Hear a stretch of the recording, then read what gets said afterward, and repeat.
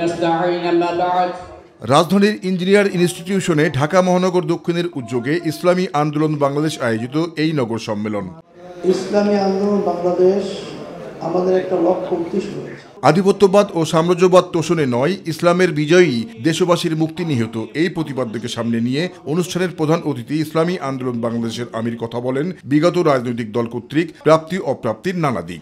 আমরা কষ্ট করে টাকা উপার্জন করব, আর সেই টাকা ভ্যাট ট্যাক্সের মাধ্যমে সরকারি ফান্ড জমা হবে, আর তারা ক্ষমতার চেয়ারে বসে আমাদের কষ্ট অর্জিত সম্পদ, আমাদের কষ্ট অর্জিত টাকা তারা বিদেশে পাচার করবে, বেগম পাড়া তৈরি করবে।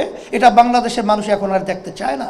এখন থেকে আর পরগাছা হিসাবে নয়, তাই দলকে শক্তিশালী করে গড়ে তুলতে সবাইকে একযোগে কাজ করার আহ্বান জানান পীর চরমনাই মুফতি মোহাম্মদ রেজাউল করিম।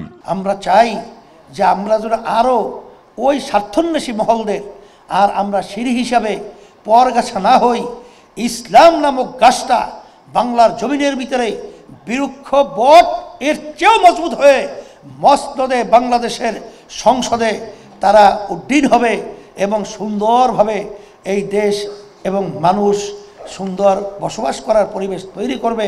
এই আশায় ইসলামী আন্দোলন বাংলাদেশ কারো সাথে কখনোই আমাদের আদর্শ বিকেই নেই। ডিপ্লোমা ইঞ্জিনিয়ার ইনস্টিটিউটে অপর এক আলোচনা সভায় সকল ষড়যন্ত্রের বিরুদ্ধে রুখে দিয়ে একটি মানবিক দেশ প্রতিষ্ঠায় দলের নেতাকর্মীদের প্রতি আহ্বান জানান বাংলাদেশ জামায়াতে ইসলামীর সহকারী সেক্রেটারি জেনারেল মাওলানা রফিকুল ইসলাম খান।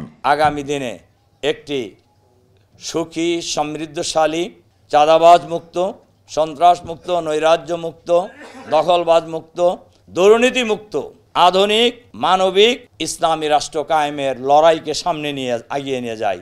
জাহিদ আহমেদ বাবু, মাই টিভি, ঢাকা।